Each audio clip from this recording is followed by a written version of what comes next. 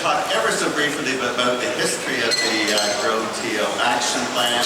As Lauren said, it all began with the scaling up urban agriculture and paper of the Metcalf Foundation. A few months later, I was in New York City with Wally, with Joe Lotko, Joe Nasser, and it was at that time we decided to form an interdisciplinary team and make something policy-related to urban agriculture in Toronto, based on the Metcalf paper.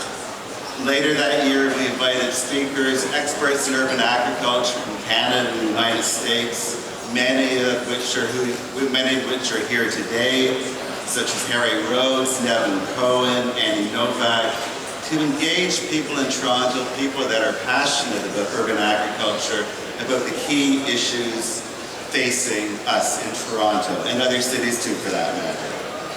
What followed then, we turned it over to the people. We had 2 group sessions, and I would like to invite Wally to talk about that. Thanks, James. So the Grow TO team, with Metcalf's continued support, we want to appreciate them because they've been there all the way, and you see that they're here again today.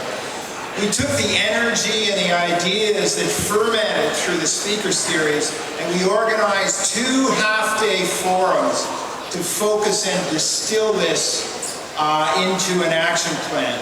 On December the 11th, we convened a forum of 65 people from various sectors who mapped out key priorities for scaling up urban ag in the GTA.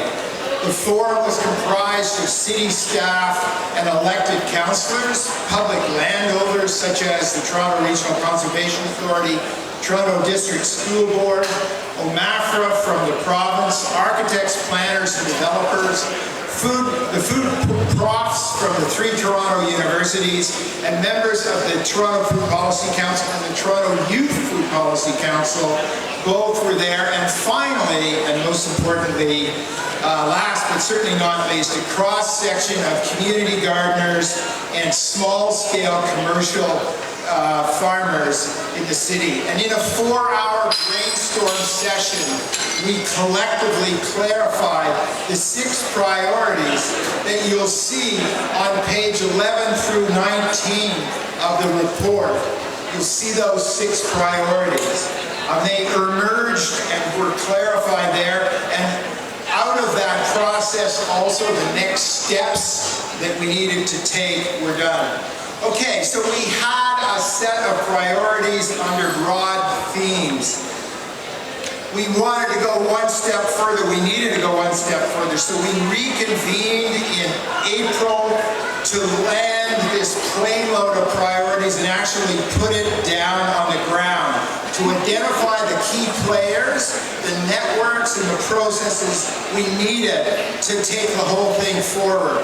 When we consulted closely with the GTA's growers and those workhouse food agencies that directly support them to figure out in practical terms how to implement the priorities that we had clarified in December.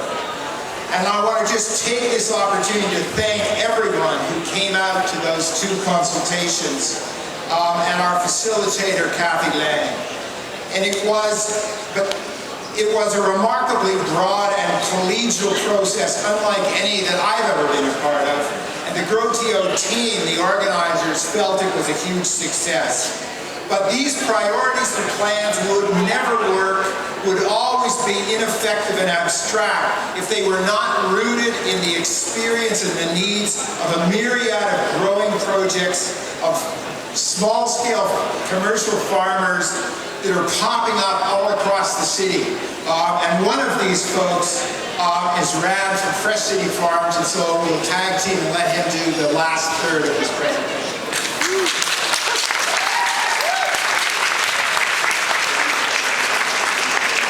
I'm here speaking on behalf of Abner Snyder, who unfortunately was ill and leaving for the last minute, so do bear with me.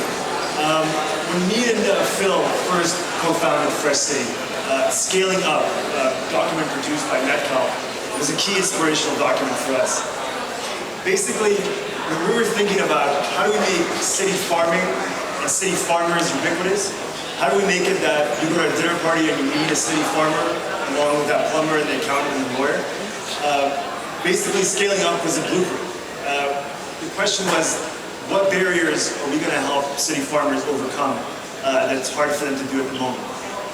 So, for example, stuff like skill building, tool sharing, bulk buying, access to markets, that's all right there in the scaling up document, which was a big inspiration for us.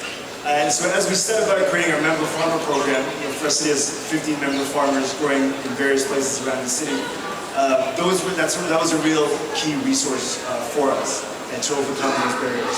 That's what allows us, just from people in the audience here, we have Jessica, who has her own herb garden, Amy, who's just launched her website for Red Pocket Farms, Damien, who's been farming with us for a couple of years now. A lot of the growers, the people who have the will to grow and the desire to grow, but they need a framework to do so. And organizations such as us can go partway in addressing the shortfall and addressing those barriers.